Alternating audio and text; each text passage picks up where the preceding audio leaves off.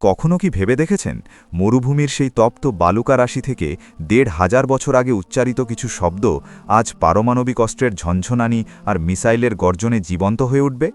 আজ যখন ইরান আর ইসরায়েলের আকাশে যুদ্ধের কালো মেঘ দানা বাঁধছে, যখন আমেরিকা আর পশ্চিমা শক্তিগুলো এক হয়ে মরণ নেশায় মেতেছে, তখন ইতিহাসের পাতা থেকে উঠে আসছে এমন কিছু অমোঘ সত্য যা শুনলে আপনার গায়ের লোম খাড়া হয়ে যাবে। বিশ্বনবী হজরত মুহাম্মদ মুস্তফা সাল্লাল্লাহু আলাইহি সাল্লামের সেই পবিত্র জবান থেকে নিঃসৃত ১৫টি ভবিষ্যৎবাণী যা পারস্য বা বর্তমান ইরানকে নিয়ে করা হয়েছিল, তার প্রতিটি অক্ষর আজ যেন জীবন্ত হয়ে উঠছে। এই মায়াবী পৃথিবীর বুকে কত সাম্রাজ্য এলো আর গেল, কিন্তু কেন রাসূল সাল্লাল্লাহু আলাইহি সাল্লাম বিশেষভাবে এই জাতির কথা বলেছিলেন? কেন বলেছিলেন একদল মানুষের কথা যারা ঈমানকে সুরাইয়া নক্ষত্র থেকে ছিনিয়ে আনবে?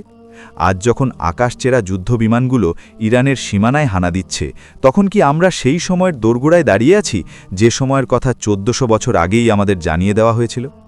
আজকের এই করুণ আর হাহাকার ভরা সময়ে আসুন আমরা ফিরে যাই সেই অতীতে এবং মেলাই বর্তমানকে। পারস্য তথা ইরান সবসময় ইতিহাসের এক রহস্যময় জনপদ হিসাবে পরিচিত।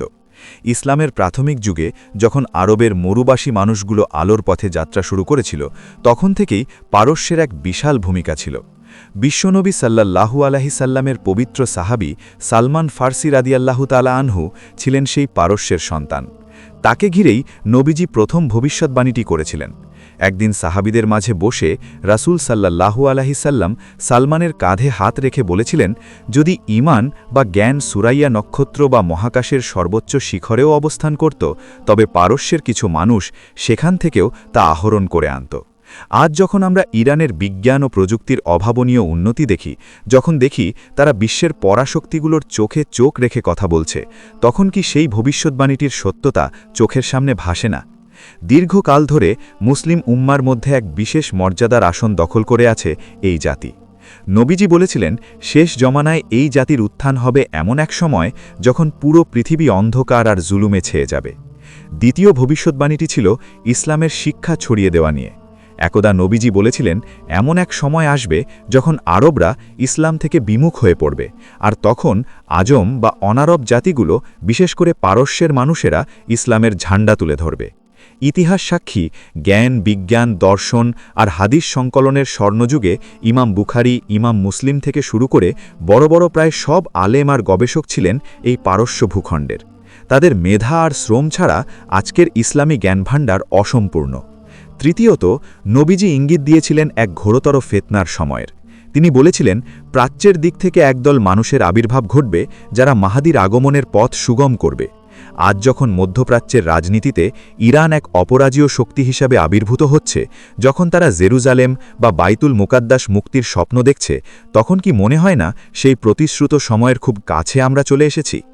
চতুর্থ ভবিষ্যৎবাণীটি ছিল পারস্যের পতন এবং পুনরায় এক শক্তিশালী জাতি হিসাবে উত্থান নিয়ে। খলিফা ওমরের আমলে যখন পারস্য বিজিত হয়, তখন পারস্যের বিশাল সাম্রাজ্যের অবসান ঘটেছিল। কিন্তু নবীজি বলেছিলেন, পারস্যের সিংহাসন মুসলমানদের অধীনে আসবে এবং পরবর্তীতে এই অঞ্চল থেকে এমন এক শক্তির উত্থান হবে যা কেউ দমাতে পারবে না। পঞ্চম সত্যটি আজ আমাদের চোখের সামনে ভাসছে। নবীজি বলেছিলেন, একসময় আরবরা বিলাসিতায় মত্ত হবে আর অনারবরা ইসলামের কঠোর অনুসারী হবে। আজ যখন আরব বিশ্বের অনেক দেশ পশ্চিমাদের সাথে হাত মিলিয়ে নিজেদের ঐতিহ্য বিসর্জন দিচ্ছে, তখন ইরানের মতো দেশগুলো শত নিষেধাজ্ঞার পাহাড় ডিঙিয়েও নিজেদের স্বকীয়তা বজায় রাখছে। ষষ্ঠ ভবিষ্যৎবাণীটি ছিল এক ভয়াবহ যুদ্ধের প্রেক্ষাপটে। নবীজি বলেছিলেন, ফোরাত নদীর তলদেশ থেকে সোনার পাহাড় বা সম্পদের খনি উন্মোচিত হবে এবং তা নিয়ে বিশ্বজুড়ে যুদ্ধ শুরু হবে। আজ ইরাক আর ইরানের সীমান্ত ঘেঁষা অঞ্চলগুলোতে যে খনিজ সম্পদের লড়াই, তা কি সেই সংকেত নয়? সপ্তম ভবিষ্যৎবাণীটি আরও সুনির্দিষ্ট। নবীজি বলেছিলেন, খুরাসান থেকে কালো পতাকাবাহী একদল যোদ্ধা বের হবে যাদের কেউ রুখতে পারবে না, এবং তারা শেষ পর্যন্ত জেরুজালেমে তাদের পতাকা স্থাপন করবে। ঐতিহাসিক খুরাসানের এক বিশাল অংশ বর্তমান ইরানের অন্তর্ভুক্ত। আজ যখন ইরানের মদতপুষ্ট প্রতিরোধ যোদ্ধারা ইসরায়েলের দোরগোড়ায় পৌঁছে গেছে, যখন তেল আবিবের আকাশে মিসাইলের বৃষ্টি হচ্ছে, তখন কি সেই কালো পতাকার গল্প আমাদের হৃদয়ে কাঁপন ধনায় না? অষ্টমত, নবীজি দাজ্জালের অনুসারীদের কথা বলতে গিয়ে বলেছিলেন, ইস্পাহান শহর থেকে ৭০,০০০ ইহুদি দাজ্জালের সাথে যোগ দেবে, যারা পারস্যের চাদর পরিহিত থাকবে। আশ্চর্যজনকভাবে আজ ইরানে এখনও বিশাল এক ইহুদি সম্প্রদায় বাস করে এবং ইস্পাহানে তাদের শক্ত অবস্থান রয়েছে। নবম ভবিষ্যৎবাণীটি ছিল মুসলিম উম্মার অনৈক্য নিয়ে। নবীজি বলেছিলেন, একসময় পারস্য আর আরবের মধ্যে দূরত্ব বাড়বে এবং তা যুদ্ধের রূপ নেবে। আজ ইরান ইসরায়েলের যুদ্ধের ডামাডোলে আমরা দেখছি মুসলিম দেশগুলোর দিবিভক্তি। একদিকে আমেরিকা আর ইসরায়েলের বন্ধুত্ব, অন্যদিকে একাকী লড়াই করে যাওয়া ইরানের প্রতিরোধ। দশম বিষয়টি হল মদিনার নিরাপত্তা। নবীজি বলেছিলেন, দাজ্জাল মদিনা ও মক্কায় প্রবেশ করতে পারবে না, কিন্তু সে সময় পারস্যের দিক থেকে এক বড় ধরনের অস্থিরতা সৃষ্টি হবে। বর্তমান ভূরাজনৈতিক প্রেক্ষাপটে ইরান আর সৌদি আরবের যে স্নায়ুযুদ্ধ, তা কি সেই অস্থিরতারই পূর্বাভাস? একাদশতম ভবিষ্যৎবাণীটি ছিল ইসলামের শুদ্ধতা নিয়ে। নবীজি বলেছিলেন, শেষ জমানায় ফিতনা যখন চরম আকার ধারণ করবে, তখন কিছু মানুষ তাদের ঈমান রক্ষায় পাহাড়ের গুহায় বা প্রান্তরে আশ্রয় নেবে। আজ যখন পশ্চিমা সংস্কৃতি সারা বিশ্বকে গিলে খাচ্ছে, তখন ইরানের সামাজিক কাঠামোতে যে ধর্মীয় কঠোরতা দেখা যায়, তা অনেকের কাছে বিতর্কিত হলেও তা আসলে এক ধরনের প্রতিরোধ। দ্বাদশতম বিষয়টি হল প্রযুক্তির ব্যবহার। নবীজি বলেছিলেন, শেষ সময়ে মানুষ চোখের পলকে খবর আদান প্রদান করবে। পারস্যের সেই সুরাইয়া নক্ষত্র ছোঁয়ার কারিগরেরা আজ সাইবার যুদ্ধে বিশ্বের অন্যতম সেরা শক্তি। ত্রয়োদশ ভবিষ্যৎবাণীটি ছিল এক বিশাল যুদ্ধ বা মালহামার কথা, যেখানে পৃথিবীর বড় বড় শক্তিগুলো একে অপরের মুখোমুখি হবে। আজ যখন আমেরিকা তার রণতরী পাঠাচ্ছে আর ইসরায়েল মরিয়া হয়ে পারমাণবিক হামলার হুমকি দিচ্ছে, তখন ইরানের সেই ধৈর্য আর প্রস্তুতি আমাদের ভাবিয়ে তোলে। চতুর্দশ সত্যটি আজ আমাদের চোখের সামনে ভাসছে। নবীজি বলেছিলেন, একসময় মানুষ বুঝতে পারবে না কে হকের ওপর আছে আর কে বাতিলের ওপর। আজ মিডিয়ার প্রোপাগান্ডায় যখন সত্য ঢাকা পড়ে যাচ্ছে, তখন ইরানের ওপর একের পর এক নিষেধাজ্ঞা আর যুদ্ধের হুমকি কি আমাদের চোখে আঙুল দিয়ে কিছু দেখাচ্ছে না? পঞ্চদশ এবং শেষ বিষয়টি যা আমরা এই পর্বে আলোচনা করছি, তা হল সেই প্রতিশ্রুত বিজয়ের কথা। নবীজি বলেছিলেন, সত্যের জয় হবেই এবং যারা ধৈর্য ধরবে তারাই সফল হবে। ইরান আজ যে প্রতিকূলতার মধ্য দিয়ে যাচ্ছে, যে কান্নার সুর আজ তেহরানের অলিতে গলিতে, যে মায়াবী আকুতি প্রতিটি মোনাজাতে, তা কি বৃথা যাবে? আজ যখন মায়েরা তাদের সন্তানদের যুদ্ধের ময়দানে বিদায় দিচ্ছে, যখন ছোট ছোট শিশুরা আকাশের দিকে তাকিয়ে বোমার আতঙ্কে কাঁপছে, তখন রাসূলের সেই অভয়বাণী কি তাদের কানে বাজে না? এই যুদ্ধের পরতে পরতে লুকিয়ে আছে এমন সব রহস্য যা আমাদের ঈমানকে বাড়িয়ে দেয়। আমরা কি প্রস্তুত সেই চূড়ান্ত সময়ের জন্য? ইরানের এই লড়াই কি শুধু একটি ভূখণ্ডের লড়াই, নাকি এটি বিশ্বজুড়ে শোষিত মানুষের মুক্তির এক মহাসংকেত? ইতিহাসের সেই বাঁকগুলো যখন বর্তমানের কঠিন বাস্তবতায় এসে মিশে যায়, তখন আমাদের হৃদয়ে এক অদ্ভুত কম্পন সৃষ্টি হয়। প্রথম পর্বে আমরা জেনেছিলাম সেই আদি ভবিষ্যৎবাণীগুলোর কথা, যা পারস্যের মাটিকে এক বিশেষ মর্যাদায় সিক্ত করেছিল। আজ যখন আমরা দ্বিতীয় ভাগে পদার্পণ করছি, তখন ইরানের আকাশ জুড়ে শুধু যুদ্ধের কালো ধোঁয়া নয়, বরং ঝরছে হাজারো মাজলুমের চোখের জল। নবীজি সাল্লাল্লাহু আলাইহি ওয়াসাল্লামের জবান মুবারক থেকে আসা সেই বাণীগুলো এখন আর শুধু কিতাবের পাতায় সীমাবদ্ধ নেই, সেগুলো এখন তেহরানের রাজপথ থেকে শুরু করে ইসরায়েলের সীমান্ত পর্যন্ত বিস্তৃত হয়েছে। এক অদ্ভুত বিষণ্ণতা আর মায়াবী আকুতি মেশানো এই জনপদে আজ কান পাতলে শোনা যায় সেই অমোঘ সত্যের পদধ্বনি। ইসরায়েল আর আমেরিকার অত্যাধুনিক মারণাস্ত্রের সামনে দাঁড়িয়ে ইরান কেন এত আত্মবিশ্বাসী? কেন তাদের চোখে ভয়ের বদলে এক ঐশ্বরিক তৃপ্তি দেখা যায়? এর উত্তর লুকিয়ে আছে সেই ষোড়শতম ভবিষ্যৎবাণীতে, যা আরবের মরুভূমি থেকে উচ্চারিত হয়েছিল। নবীজি বলেছিলেন, শেষ জমানায় প্রাচ্যের দেশগুলো থেকে এমন কিছু মানুষ বের হবে যারা সত্যের জন্য নিজেদের জীবনকে তুচ্ছ জ্ঞান করবে। তাদের পরাজয় নেই, কারণ তাদের পেছনে রয়েছে মহান আল্লাহর অদৃশ্য মদদ। আজ যখন আমরা ইরানের সামরিক শক্তির দিকে তাকাই, তখন দেখি তাদের ড্রোন আর মিসাইল প্রযুক্তি বিশ্বকে তাক লাগিয়ে দিচ্ছে, অথচ কয়েক দশক আগেও তারা ছিল এক সাধারণ জাতি। কিন্তু নবীজি তো বলেছিলেনই যে এই জাতি জ্ঞানকে নক্ষত্রলোক থেকে নামিয়ে আনবে। সপ্তদশ ভবিষ্যৎবাণীটি ছিল এক গভীর ষড়যন্ত্রের বিষয়ে, যেখানে বলা হয়েছিল বিশ্বের সব পরাশক্তিগুলো এক হয়ে মুসলিম উম্মাহর একটি ক্ষুদ্র গোষ্ঠীকে চার পাশ থেকে ঘিরে ধরবে, ঠিক যেমন ক্ষুধার্ত মানুষ দস্তরখানকে ঘিরে ধরে। আজ আমেরিকা, ব্রিটেন আর ইসরায়েলের ঐক্যবদ্ধ আস্ফালন কি আমাদের সেই করুণ দৃশ্যের কথা মনে করিয়ে দেয় না? ইরান আজ চার দিক থেকে অর্থনৈতিক আর সামরিক নিষেধাজ্ঞায় অবরুদ্ধ। কিন্তু নবীজি তো এটাও বলেছিলেন, যারা আল্লাহর উপর ভরসা করবে তাদের রিজিক আসবে এমন জায়গা থেকে যা তারা কল্পনাও করতে পারবে না। আজ শত বাধা বিপত্তি সত্ত্বেও ইরানের টিকে থাকা এবং পাল্টা আঘাত হানার ক্ষমতা কি সেই অদৃশ্য শক্তির বহিঃপ্রকাশ নয়? অষ্টাদশতম বাণীতে নবীজি ইঙ্গিত দিয়েছিলেন পারস্য সাগরের সেই উত্থাল ঢেউয়ের কথা। তিনি বলেছিলেন, সমুদ্রপথে এমন এক অস্থিরতা তৈরি হবে যা বিশ্ব অর্থনীতির মেরুদণ্ড কাঁপিয়ে দেবে। হরমুজ প্রণালী আজ সেই ভবিষ্যৎবাণীর কেন্দ্রবিন্দু। ইরানের সামান্য এক পদক্ষেপে যখন বিশ্ববাজারে তেলের দাম আকাশচুম্বী হয়, তখন কি আমরা সেই সতর্কবার্তার গুরুত্ব অনুভব করি না? ঊনবিংশতম বিষয়টি হল বিশ্বাসের লড়াই। নবীজি বলেছিলেন, শেষ সময়ে একদল মানুষ থাকবে যারা তাদের দিনের ওপর এমনভাবে অবিচল থাকবে যেন তারা হাতের তালুতে জ্বলন্ত কয়লা ধরে রেখেছে। আজ ইরানের সাধারণ মানুষ যখন যুদ্ধের বিভীষিকার মধ্যেও মসজিদের মিনার থেকে আজান শুনে সমবেত হয়, যখন মায়েরা তাদের একমাত্র সন্তানকে যুদ্ধের কাফন পরিয়ে হাসিমুখে বিদায় দেয়, তখন সেই জ্বলন্ত কয়লা ধারণের দৃশ্যটি জীবন্ত হয়ে ওঠে। তাদের চোখের মায়াবী সেই জল কি আমাদের বলে দিচ্ছে না যে তারা কোনো এক বিশাল প্রতিশ্রুত বিজয়ের অপেক্ষা করছে? বিংশতম ভবিষ্যৎবাণীটি ছিল ইসরায়েলের দম্ভ নিয়ে। পবিত্র কুরআনেও ইঙ্গিত দেওয়া হয়েছে যে বনি ইসরায়েল দুইবার পৃথিবীতে বিপর্যয় সৃষ্টি করবে এবং দ্বিতীয়বার তাদের দম্ভ চূর্ণ করার জন্য আল্লাহ তার একদল বান্দাকে পাঠাবেন, যারা হবে অত্যন্ত শক্তিশালী এবং কঠোর হৃদয়ের। বর্তমান বিশ্বে ইরানই কি সেই শক্তির মূল কেন্দ্রবিন্দু নয়, যারা সরাসরি ইসরায়েলের অস্তিত্বকে চ্যালেঞ্জ করছে? আজ যখন গাজা থেকে শুরু করে লেবানন পর্যন্ত প্রতিরোধের আগুন জ্বলছে, আর তার পেছনে ইরানের যে ছায়া দেখা যাচ্ছে, তা কি সেই দৈব বাণীরই বাস্তবায়ন নয়? 21তম ভবিষ্যৎবাণীটি ছিল এক মহাযুদ্ধের প্রস্তুতির। নবীজি বলেছিলেন, যুদ্ধের আগে ঘোড়াগুলোকে প্রস্তুত করা হবে। আধুনিক যুগে ঘোড়া মানে হল যুদ্ধের আধুনিক যান বা ট্যাঙ্ক এবং মিসাইল।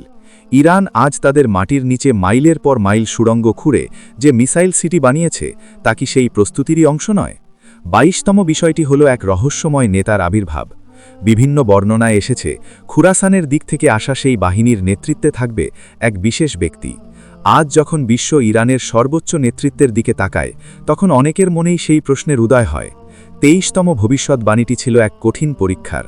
নবীজি বলেছিলেন, এই সময়ে মুমিনদের এমনভাবে ছাঁটাই করা হবে যেমন সোনাকে আগুনে পুড়িয়ে খাঁটি করা হয়। আজ ইরান যে চরম সংকটের মধ্য দিয়ে যাচ্ছে, তা কি তাদের ঈমানকে আরও দৃঢ় করার এক ঐশ্বরিক প্রক্রিয়া নয়? যুদ্ধের এই ডামাডোলে যেখানে পাশের অনেক মুসলিম দেশ নিশ্চুপ থাকে, সেখানে ইরানের এই একাকী দাঁড়িয়ে থাকা কি তাদের শ্রেষ্ঠত্বের প্রমাণ দেয় না? 24তম বাণীটি ছিল এক মায়াবী পরিবর্তনের। নবীজি বলেছিলেন, পারস্যের মাটি থেকে এমন এক সুবাস আসবে যা মুমিনদের হৃদয়ে প্রশান্তি দেবে। আজ বিশ্বের কোনায় কোনায় শোষিত মানুষেরা যখন ইরানের প্রতিরোধ দেখে আশার আলো পায়, তখন সেই সুবাস কি আমরা অনুভব করি না? 25তম বিষয়টি হল প্রযুক্তির মাধ্যমে সত্য প্রচার। নবীজি বলেছিলেন, ঘরের কোনায় বসে মানুষ সত্য শুনতে পাবে। আজ ইন্টারনেটের যুগে ইরানের প্রতিরোধের গল্পগুলো যখন আমাদের মোবাইল স্ক্রিনে ভেসে ওঠে, যখন আমরা দেখি জায়নবাদী শক্তির বিরুদ্ধে এক অসম লড়াই, তখন কি আমাদের বিবেক জাগ্রত হয় না? 26তম ভবিষ্যৎবাণীটি ছিল মিথ্যার বিনাশ নিয়ে। যখন ইসরায়েল আর আমেরিকা তাদের আধুনিক প্রযুক্তির বড়াই করে, তখন নবীজি বলেছিলেন, আল্লাহ তাআলা সামান্য মশার মতো তুচ্ছ বিষয় দিয়েও নমরুদের মতো শক্তির পতন ঘটাতে পারেন। আজ ইরানের সস্তা ড্রোনগুলো যখন ইসরায়েলের কোটি কোটি ডলারের আয়রন ডোমকে ফাঁকি দিয়ে আঘাত হানছে, তখন কি সেই নমরুদের পতনের গল্পটি আমাদের মনে পড়ে না? 27তম বিষয়টি হল সময়ের দ্রুত পরিবর্তন। নবীজি বলেছিলেন, শেষ জামানায় সময় খুব দ্রুত চলে যাবে। আজ আমরা দেখছি কিভাবে কয়েকদিনের মধ্যে যুদ্ধের সমীকরণ বদলে যাচ্ছে। গতকাল যা অসম্ভব ছিল, আজ তা বাস্তবে ঘটছে। 28তম ভবিষ্যৎবাণীটি ছিল বিশ্বাসঘাতকতা নিয়ে। নবীজি বলেছিলেন, কাছের মানুষগুলোই পেছন থেকে ছুলে মারবে। আজ যখন অনেক মুসলিম দেশ গোপনে ইসরায়েলকে তথ্য দিয়ে বা বাণিজ্য করে সাহায্য করছে, তখন ইরানের এই একাকিত্ব কি সেই যন্ত্রণার কথাই বলে না? 29তম বিষয়টি হল এক অলৌকিক ধৈর্যের। নবীজি বলেছিলেন, এই উম্মাহার শেষ ভাগের মানুষগুলো অনেক কষ্টে থাকবে, কিন্তু তাদের সওয়াব হবে প্রথম যুগের মানুষের সমান। ইরানের সাধারণ মানুষ যারা বছরের পর বছর অবরোধের মধ্যে থেকেও তাদের আদর্শ ত্যাগ করেনি, তাদের সেই ধৈর্য কি আমাদের অভিভূত করে না? 30তম এবং এই পর্বের শেষ বিষয়টি হল এক দীর্ঘ প্রতীক্ষার অবসান। নবীজি বলেছিলেন, বিজয় আসবেই, তবে তার আগে আসবে এক কঠিন পরীক্ষা যা মানুষের কলিজাকে কণ্ঠনালীতে নিয়ে আসবে। আজ যখন ইরান আর ইসরায়েলের এই সরাসরি সংঘাত কি সেই কলিজা ফাটানো পরীক্ষার শুরু? চারদিকে লাশের স্তূপ, শিশুদের আর্তনাদ আর মায়েদের বিলাপ সবকিছু মিলে এক মায়াবী করুণ পরিবেশ তৈরি হয়েছে। কিন্তু এই কান্নার আড়ালে লুকিয়ে আছে এক মহাবিজয়ের হাসি। আমরা কি দেখতে পাচ্ছি সেই আগামীকে? এই যুদ্ধের ময়দান কি শুধু রাজনৈতিক শ্রেষ্ঠত্বের লড়াই, নাকি এটি সেই চিরন্তন সত্য আর মিথ্যার লড়াইয়ের চূড়ান্ত পর্যায়? পারস্যের আকাশে যখন আজ মিসাইলের আলো দেখা যায়, তখন মুমিনের হৃদয়ে কি ভয়ের বদলে এক পরম নির্ভরতা কাজ করে না? এই অধ্যায়টি শেষ নয়, বরং এক নতুন অধ্যায়ের সূচনা মাত্র। বাতাসের হাহাকার আর মায়েদের বুকের গভীর থেকে আসা দীর্ঘশ্বাসে আজ ইরানের আকাশ ভারী হয়ে উঠেছে। দ্বিতীয় পর্বে আমরা দেখেছিলাম এক কঠিন পরীক্ষার দৃশ্যপট, কিন্তু আজ যখন আমরা এই গল্পের শেষ প্রান্তে দাঁড়িয়ে, তখন আমাদের কণ্ঠনালীতে জমাট বেঁধে আছে একরাশ অব্যক্ত বেদনা। নবীজি সাল্লাল্লাহু আলাইহি ওয়াসাল্লামের ৩১তম ভবিষ্যৎবাণীটি ছিল এক চরম সংকটের মুহূর্ত নিয়ে। তিনি বলেছিলেন, এমন এক সময় আসবে যখন শত্রুরা তোমাদের ওপর এমনভাবে ঝাঁপিয়ে পড়বে যেভাবে ক্ষুধার্ত নেকড়ে পালের ওপর ঝাঁপিয়ে পড়ে। আজকে আমরা দেখছি না কিভাবে আমেরিকা তার বিশাল নৌবহর নিয়ে ইরানের উপকূলে ওত পেতে আছে, কিভাবে ইসরায়েল তার বিষাক্ত নখ দিয়ে পারস্যের পবিত্র মাটিকে ক্ষতবিক্ষত করতে চাইছে। এই কান্নার সুরে মিশে আছে সেই ৩২তম ভবিষ্যৎবাণী, যেখানে নবীজি বলেছিলেন, শেষ জামানায় যুদ্ধের ময়দান হবে রক্তে রঞ্জিত, আর সেই রক্তে ভিজে যাবে নিরপরাধদের জায়নামাজ। আজ যখন তেহরানের জুম্মার নামাজে মানুষেরা কাঁদে, তখন সেই চোখের জল কেবল ভয়ের নয়, বরং এক অলৌকিক সমর্পণের। তারা জানে ৩৩তম ভবিষ্যৎবাণী অনুযায়ী এই কঠিন সময়ের পরই আসবে সেই কাঙ্ক্ষিত মুক্তি। নবীজি বলেছিলেন, কষ্টের পরেই স্বস্তি আসে। আজ যে অবরোধ আর অনাহারের যন্ত্রণায় ইরান নীল হয়ে যাচ্ছে, তা কি সেই বড় কোনো পুরস্কারের আগের মুহূর্ত নয়? ৩৪তম ভবিষ্যৎবাণীটি ছিল এক বিস্ময়কর সামরিক কৌশলের। নবীজি ইঙ্গিত দিয়েছিলেন যে প্রাচ্যের মানুষেরা এমন সব যন্ত্র ব্যবহার করবে যা আগুনের গোলার মতো আকাশ থেকে বর্ষিত হবে। আজ যখন ইরানের তৈরি কামিকাজে ড্রোনগুলো ঝাঁকে ঝাঁকে মেঘের আড়াল থেকে বেরিয়ে আসে, তখন সারা বিশ্ব অবাক বিস্ময়ে তাকিয়ে থাকে। এজন্য সেই আবাবিল পাখির গল্পের আধুনিক রূপ। ৩৫তম সত্যটি হল এক আধ্যাত্মিক সংযোগের। নবীজি বলেছিলেন, শেষ জামানায় মুমিনদের স্বপ্নগুলো সত্য হতে শুরু করবে। ইরানের সাধারণ সৈনিকেরা আজ যুদ্ধের ময়দানে যাওয়ার আগে যে স্বপ্ন দেখে, যে ঐশ্বরিক ইশারার কথা বলে, তা আমাদের হৃদয়ে এক মায়াবী আবেশ তৈরি করে। ৩৬তম ভবিষ্যৎবাণীটি ছিল ইসরায়েলের পতন নিয়ে, যা অত্যন্ত সুস্পষ্ট। বলা হয়েছে, ইহুদিরা পাথরের আড়ালে লুকাবে, আর পাথর কথা বলবে।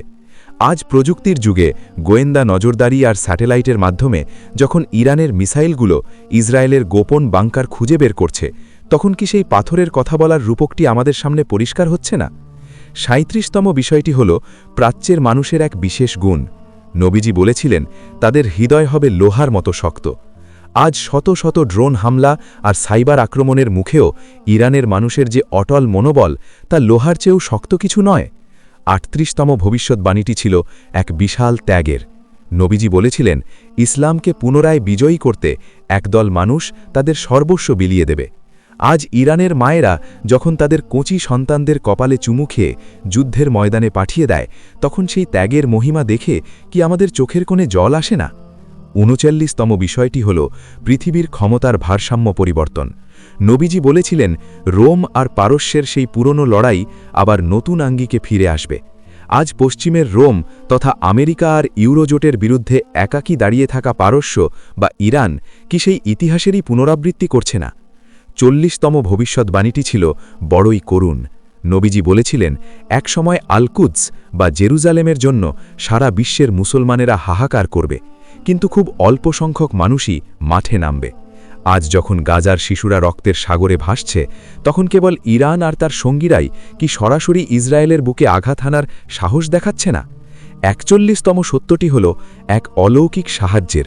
যুদ্ধের তীব্রতায় যখন ইরান কোণাঠাসা হয়ে পড়বে, তখন ৪২তম ভবিষ্যৎবাণী অনুযায়ী আসমান থেকে এক অদৃশ্য শীতল বাতাস বয়ে আসবে, যা মুমিনদের অন্তরে প্রশান্তি দেবে।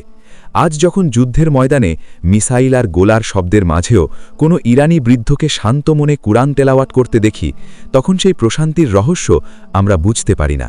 ৪৩তম ভবিষ্যৎবাণীটি ছিল এক মহা মিলন মেলার। নবীজি বলেছিলেন, পৃথিবীর নানা প্রান্ত থেকে ঈমানদারেরা খুরাসান আর পারস্যের দিকে হিজরত করবে। আজ বিশ্বের নানা প্রান্তের মুক্তিমামী মানুষের হৃদয়স্পন্দন এখন তেহরানের সাথে মিশে গেছে। ৪৪তম বিষয়টি হল মিথ্যার দম্ভচূর্ণ হওয়া। আমেরিকা যখন তার অত্যাধুনিক অস্ত্রের গর্ব করে, তখন ৪৫তম ভবিষ্যৎবাণী আমাদের মনে করিয়ে দেয় যে আল্লাহর কৌশলের কাছে সব কৌশলই তুচ্ছ। এই যুদ্ধের প্রতিটি মুহূর্ত আমাদের এক বড় কান্নার দিকে নিয়ে যাচ্ছে। হে আল্লাহ, আমরা আজ কোন সময় দাঁড়িয়ে? নবীজির সেই ১৫টি ভবিষ্যৎবাণীর প্রতিটি আজ দিবালোকের মতো স্পষ্ট।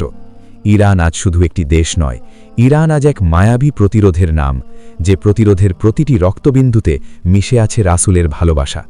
এখন এই শেষ মুহূর্তে দাঁড়িয়ে আমার কণ্ঠ আজ আবেগে রুদ্ধ হয়ে আসছে। আপনারা কি শুনতে পাচ্ছেন সেই মায়েদের আর্তনাদ? আপনারা কি দেখতে পাচ্ছেন সেই নিষ্পাপ শিশুদের চোখের জল, যারা জানে না কালকের সূর্য তারা দেখতে পাবে কিনা? ইরানের এই লড়াই কি শুধু তাদের একার? আজ আমেরিকা আর ইসরায়েল যখন এক হয়ে এই ভূমিকে মাটির সাথে মিশিয়ে দিতে চায়, তখন আমাদের হৃদয়ে কি একটুও রক্তক্ষরণ হয় না? ওগো প্রিয় নবী, আপনি তো বলেছিলেন পারস্যের মানুষেরা ঈমানকে নক্ষত্রলোক থেকে ফিরিয়ে আনবে। আজ তারা সেই ঈমানের জন্যই নিজেদের রক্ত দিয়ে লাল করে দিচ্ছে কারবালার মতো আরও একটি ময়দানকে। এই যুদ্ধের ভেতরেই লুকিয়ে আছে আপনার সেই শেষ কথাগুলি। এক মায়াবী করুণ সুর আজ তেহরানের আকাশে বাতাসে বেজে উঠছে। হে পরওয়ারদেগার, এই মজলুম জাতিটির উপর লহম করো, যারা শুধু আপনার আর আপনার রাসূলের নাম নেওয়ার অপরাধে আজ সারা বিশ্বের কাছে অপরাধী হয়ে দাঁড়িয়েছে। এই কান্নার শেষ কোথায়? এই ধ্বংসলীলার অবসান কবে? আমাদের হৃদয় আজ ভেঙে চুরমার হয়ে যাচ্ছে। হে খোদা, আপনি তো ওয়াদা করেছেন সত্যের জয় হবে, তবে কেন আজ বাতিলের আস্ফালন এত বেশি? হে পারস্যের বীরেরা, তোমাদের এই কান্না, তোমাদের এই মায়াবী ধৈর্য বৃথা যাবে না। একদিন ইতিহাসের পাতায় স্বর্ণাক্ষরে লেখা থাকবে তোমাদের এই আত্মত্যাগের কাহিনী। আমাদের চোখ আজ ভিজে উঠছে, বুক ফেটে কান্না আসছে এই নিঃসঙ্গ লড়াই দেখে।